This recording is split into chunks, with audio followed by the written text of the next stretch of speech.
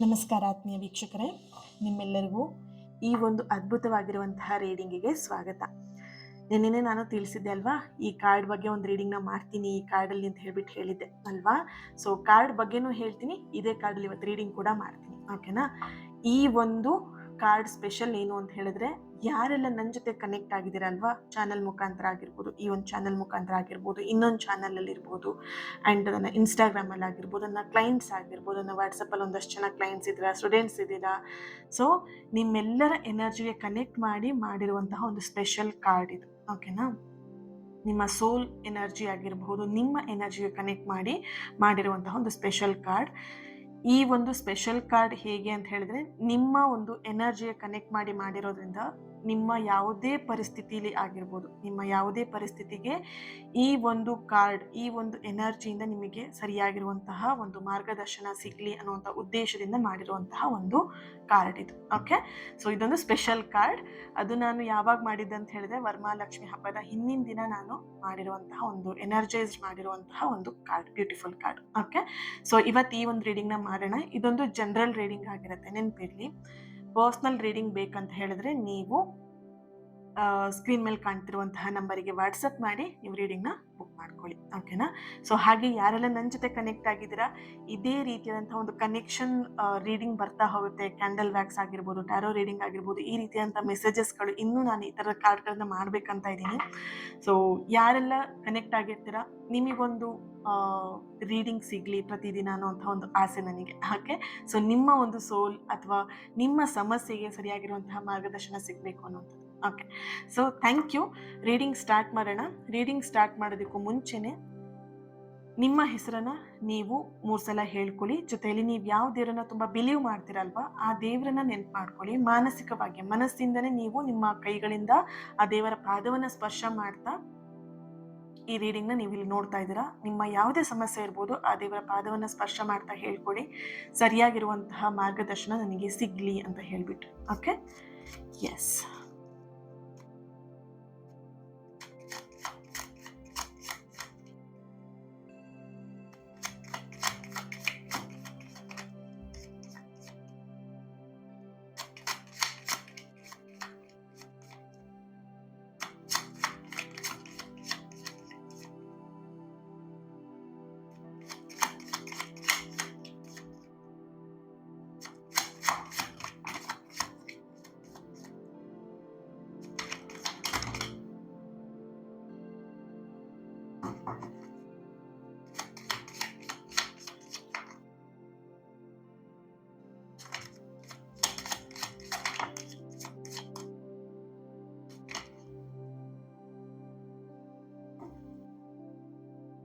One sided love.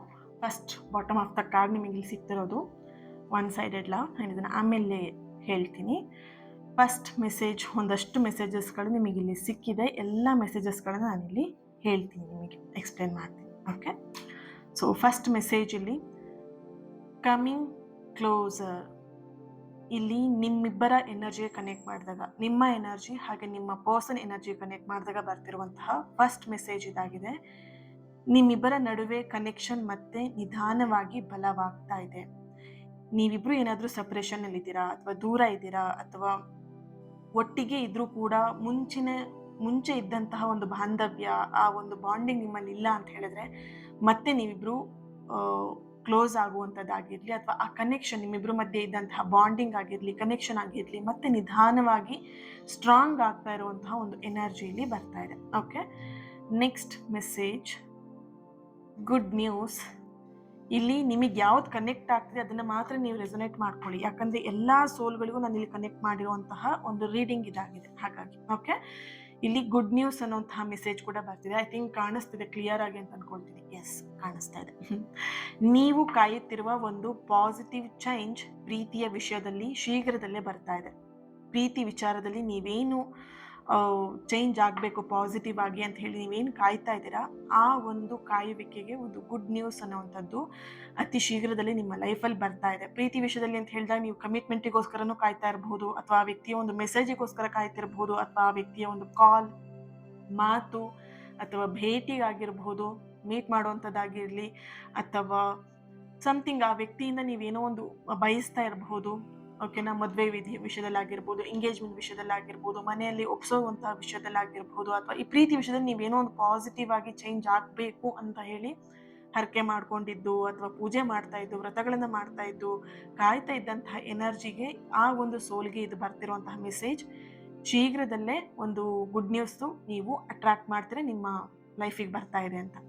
Wow, ರೀಕನೆಕ್ಷನ್. Okay, ಒಂದಷ್ಟು messages ನೋಡೋಣ, ಎಲ್ಲ ಹೇಳೋಣ. ರೀಕನೆಕ್ಷನ್ ಅನ್ನುವಂಥದ್ದು ಬರ್ತಿದೆ.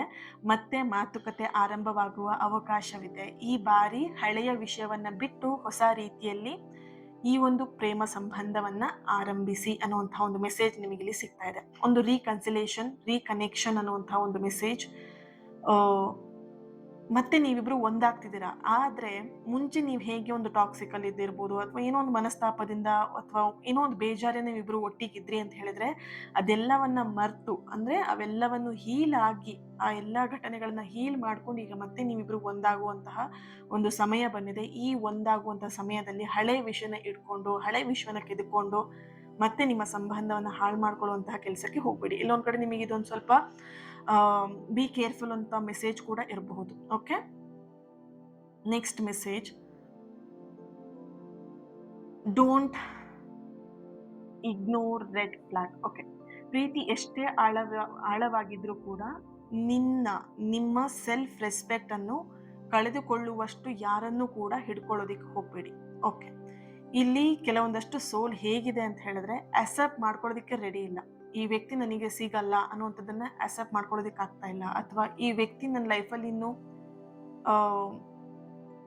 ಯಾವುದೇ ರೀತಿಯಾದಂಥ ಈ ವ್ಯಕ್ತಿನ ನನ್ನ ಲೈಫಿಗೆ ಏನು ಒಳ್ಳೇದಾಗಲ್ಲ ಅನ್ನೋದನ್ನು ಕೂಡ ನೀವು ಇಲ್ಲಿ ಅಕ್ಸೆಪ್ಟ್ ಮಾಡ್ಕೊಳ್ಳೋದಿಕ್ಕೆ ಆಗ್ತಿಲ್ಲ. ಆ ವ್ಯಕ್ತಿಗೆ ಇಲ್ಲಿ ಕೆಲವೊಂದು ಸೋಲ್ಗಳಿಗೆ ಎನರ್ಜಿ ಕನೆಕ್ಟ್ ಮಾಡಿದಾಗ ಈ ವ್ಯಕ್ತಿಗೆ ಆಲ್ರೆಡಿ ಮದುವೆ ಫಿಕ್ಸ್ ಆಗಿರಬಹುದು, ಅಥವಾ ಮದುವೆಗೋಸ್ಕರ ಹುಡುಗನ ಹುಡುಕುವಂತಹ ಕೆಲಸಗಳು ಕೂಡ ನಡೀತಾ ಇರಬಹುದು. ಆದ್ರೆ ನೀವಿಲ್ಲಿ ಏನ್ ಮಾಡ್ತಿದ್ರ, ಆ ಒಂದು ಕನೆಕ್ಷನ್ ಅನ್ಕಿಂತ ಹೆಚ್ಚಾಗಿ ಆ ವ್ಯಕ್ತಿ ಜೊತೆಗೆ ಅಟ್ಯಾಚ್ಮೆಂಟ್ ನ ಜಾಸ್ತಿ ಬೆಳೆಸ್ಕೊಂಡ್ಬಿಟ್ಟಿದ್ದೀರಾ. ಅಟ್ಯಾಚ್ಮೆಂಟ್ ಇಂದ ಇಲ್ಲಿ ಏನಾಗ್ತಿದೆ ಅಂತ ಹೇಳಿದ್ರೆ, ಆ ವ್ಯಕ್ತಿನ ಬಿಡೋದಿಕ್ ಆಗ್ತಿಲ್ಲ. ನಿಮ್ಮ ಸೆಲ್ಫ್ ರೆಸ್ಪೆಕ್ಟ್ ಇಲ್ಲಿ ಹೇಗೆ ಅಂತ ಹೇಳಿದ್ರೆ, ಒಂಥರ ಆ ವ್ಯಕ್ತಿಗೆ ಕಾಲ್ ಹಿಡ್ಕೊಂಡು ಬೇಡ್ಕೊಳ್ಳುವಂತ ಲೆವೆಲ್ಗೂ ನೀವು ಹೋಗಿದ್ದೀರಾ. ಆ ವ್ಯಕ್ತಿ ಯಾವ ತರ ಅಂತ ಹೇಳಿದ್ರೆ, ಈಗ ಕಾಲ್ ಹಿಡ್ಕೊಂಡು ಕೆಲವೊಬ್ರು ಕಾಲ್ ಒದ್ಬಿಟ್ಟು, ಅಂದ್ರೆ ನಿಮ್ಮನ್ನ ಕಾಲಿಂದ ಒದ್ಬಿಟ್ಟು ಹೋಗ್ತಾರಲ್ವಾ, ಆ ತರದ ಒಂದು ಎನರ್ಜಿ ಇಲ್ಲಿ ಬರ್ತಿದೆ. ಅಂದ್ರೆ ನಿಮ್ ವ್ಯಕ್ತಿ ಹಿಂಗ್ ಮಾಡ್ತಾರೆ ಅಂತಲ್ಲ, ಬಟ್ ಇಲ್ಲಿ ನಾನು ಎಕ್ಸ್ಪ್ಲೇನ್ ಮಾಡ್ತಾ ಇರೋದು. ಸೊ ಆ ತರದ ಒಂದು ನಿಮ್ಮನ್ನ ರೆಸ್ಪೆಕ್ಟ್ ಇಲ್ದೇನೆ, ನಿಮ್ಮ ಒಂದು ಪ್ರೀತಿ ಆಗಿರ್ಲಿ, ನಿಮ್ಮ ಒಂದು ಕಾಳಜಿ ಆಗಿರ್ಲಿ, ಅಥವಾ ನೀವು ಬೇಡ್ಕೊಳ್ತಿರೋಂಥದ್ದಾಗಿರ್ಲಿ, ರೆಸ್ಪೆಕ್ಟ್ ಇಲ್ದೇನೆ ಆ ವ್ಯಕ್ತಿ ಅವ್ರ ಬಗ್ಗೆ ಸೆಲ್ಫ್ ಬಗ್ಗೆ ಮಾತ್ರ ನೋಡ್ತೀವಿ. ಸೆಲ್ಫಿಶ್ ತರ ಅವ್ರ ಬಗ್ಗೆ ಅವ್ರು ನೋಡ್ತಾ ಇದ್ದಾರೆ. ಬಟ್ ಕೆಲವೊಂದಷ್ಟು ಜನ ಏನ್ ಮಾಡ್ತಿದ್ದೀರಾ ಅಂತ ಹೇಳಿದ್ರೆ, ಕನೆಕ್ಷನ್ ಇಂದ, ಆ ಒಂದು ಬಾಂಡಿಂಗ್ ಇಂದ ನೀವೇನ್ ಮಾಡ್ತಿದ್ದೀರಾ, ಕೆಲವೊಂದು ವಿಷಯಗಳನ್ನ ಅಕ್ಸೆಪ್ಟ್ ಮಾಡ್ಕೊಳ್ಳೋದಿಕ್ಕೆ ಆಗ್ತಾ ಇಲ್ಲ. ನಿಮ್ಮನ್ನು ನೀವು ಕಳ್ಕೊಳ್ಳುವಷ್ಟು ಯಾರನ್ನು ಕೂಡ ಹಿಡ್ಕೊಳ್ಳುವಂತ ಕೆಲಸನ ಮಾಡಬೇಡಿ ಅನ್ನೋಂತಹ ಒಂದು ಎನರ್ಜಿ ನಿಮಗೆ ಇಲ್ಲಿ ಬರ್ತಿದೆ. ಯಾರಾದ್ರೂ ತುಂಬಾ ನೀವು ಆ ವ್ಯಕ್ತಿಗೋಸ್ಕರ ಹಿಂದೆ ಹೋಗ್ತಾ ಇದ್ದೀರಾ, ಆ ವ್ಯಕ್ತಿನೇ ಸಿಗ್ಬೇಕು, ಆ ವ್ಯಕ್ತಿನೇ ಬೇಕು ಅಂತ ಹಿಂದೆ ಹೋಗ್ತಾ ಇದ್ದೀರಾ, ಆ ವ್ಯಕ್ತಿ ಸಿಗ್ಲಿ ಅಂತ ಹೇಳ್ಬಿಟ್ಟು ತುಂಬಾ ಗೋಗರಿತಾ ಇದ್ದೀರಾ ಆ ವ್ಯಕ್ತಿ ಜೊತೆಗೆ ಅಂತ ಹೇಳಿದ್ರೆ, ಸ್ವಲ್ಪ ನೀವು ನಿಮ್ಮ ಸೆಲ್ಫ್ ಬಗ್ಗೆನೂ ಗಮನ ಕೊಡಿ ಅನ್ನುವಂತಹ ಮೆಸೇಜ್ ಕೂಡ ಬರ್ತಿದೆ ಇಲ್ಲಿ. ಓಕೆ, ನೆಕ್ಸ್ಟ್, ಆ ಟ್ರುತ್. ಅವರು ನಿಮ್ಮನ್ನು ಇಷ್ಟಪಡುತ್ತಿರಬಹುದು, ಆದರೆ ಪ್ರೀತಿಗೆ ಬೇಕಾದ ಕಮಿಟ್ಮೆಂಟ್ ನೀಡಲು ಸಿದ್ಧರಿಲ್ಲ. ಇಲ್ಲಿ ಮೆಸೇಜ್ ಹೇಗೆ ಬಂದಿದೆ ಅಂತ ಹೇಳಿದ್ರೆ, ಆ ವ್ಯಕ್ತಿ ನಿಮ್ಮನ್ನು ಇಷ್ಟಪಡ್ತಿದ್ದಾರೆ, ನಿಮ್ಮ ಮೇಲೆ ಫೀಲಿಂಗ್ಸ್ ಇದೆ, ಇಷ್ಟಪಡ್ತಿದ್ದಾರೆ ಆ್ಯಂಡ್ ನಿಮ್ಮ ಬಗ್ಗೆ ಪ್ರೀತಿ ಇದೆ. ಆದರೆ ಆ ಪ್ರೀತಿ ಬೇಕಾದಂಥ ಕಮಿಟ್ಮೆಂಟ್ ಕೊಡೋದಕ್ಕೆ ಅವ್ರು ಸಿದ್ಧರಿಲ್ಲ ಅಂತ ಹೇಳಿದ್ರೆ, ಈ ಕ್ಷಣ ಅವರು ಯಾವುದೋ ಒಂದು ಜವಾಬ್ದಾರಿಯಲ್ಲಿ ಸಿಗಾಕೊಂಡಿರ್ಬಹುದು, ಅಥವಾ ಯಾವುದೋ ಒಂದು ಕನೆಕ್ಷನ್ ಅಲ್ಲಿ ಸಿಗಾಕೊಂಡಿರ್ಬೋದು. ಕನೆಕ್ಷನ್ ಮೀನ್ಸ್ ಯಾವುದೋ ಹುಡುಗಿ ಜೊತೆಗಿದ್ದಾರೆ, ಯಾವುದೋ ಹುಡುಗನ ಜೊತೆಗಿದ್ದಾರೆ ಅಂತಲ್ಲ. ಸೊ ಆ ಎನರ್ಜಿಗಿಂತ ಹೆಚ್ಚಾಗಿ ಏನು ಹೇಳ್ಬೋದು ಅಂದರೆ, ಫ್ಯಾಮಿಲಿ ಕನೆಕ್ಷನ್ ಜೊತೆಗೆ ಅವರು ಕನೆಕ್ಟ್ ಆಗಿರಬಹುದು. ಓಕೆನಾ, ಸೊ ಫ್ಯಾಮಿಲಿ ಕಡೆ ಒಪ್ತಾ ಇಲ್ಲ, ಈ ಕಡೆ ನಿಮ್ಮನ್ನು ಬಿಡೋದಕ್ಕೆ ಆಗ್ತಾ ಇಲ್ಲ, ಈ ಥರದ ಪರಿಸ್ಥಿತಿ ಕೂಡ ಅವರಲ್ಲಿ ಇದೆ. ಸೊ ಹಾಗಾಗಿ ನಿಮ್ಮ ಜೊತೆಗೆ ಅವ್ರ ಪ್ರೀತಿ ಇದೆ, ಇಷ್ಟಪಡ್ತಿರ್ಬೋದು, ಆದರೆ ಅವರಿಗೆ ನಿಮಗೆ ಬೇಕಾದಂತಹ ಒಂದು ಕಮಿಟ್ಮೆಂಟ್ ಕೊಡೋದಕ್ಕೆ ಅವ್ರು ಇವಾಗ ರೆಡಿ ಇಲ್ಲ ಅನ್ನುವಂತಹ ಒಂದು ಎನರ್ಜಿ ಬರ್ತಿದೆ. ದಟ್ ಮೀನ್ಸ್ ಕಮಿಟ್ಮೆಂಟ್ ಕೊಡೋದಕ್ಕೆ ರೆಡಿ ಇಲ್ಲ ಅಂತ ಹೇಳಿ ನೀವು ಅವ್ರಿಗೆ ಸ್ವಲ್ಪ ಟೈಮ್ ಕೊಡಿ, ಸ್ವಲ್ಪ ವೆಯ್ಟ್ ಮಾಡಿ ಅನ್ನುವಂತಹ ಒಂದು energy. Okay, next message, be careful.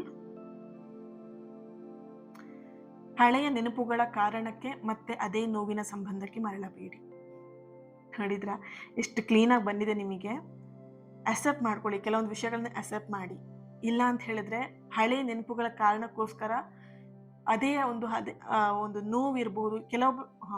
ಕೆಲವೊಂದು ಎನರ್ಜಿ ಹೇಗೆ ಅಂತ ಹೇಳಿದ್ರೆ, ನೋವಿನಕ್ಕಿಂತ ಹೆಚ್ಚಾಗಿ ಟಾಕ್ಸಿಕ್ ರಿಲೇಶನ್ಶಿಪ್ ಅಲ್ಲಿ ನೀವು ಇಷ್ಟು ದಿನ ಇದ್ರಿ.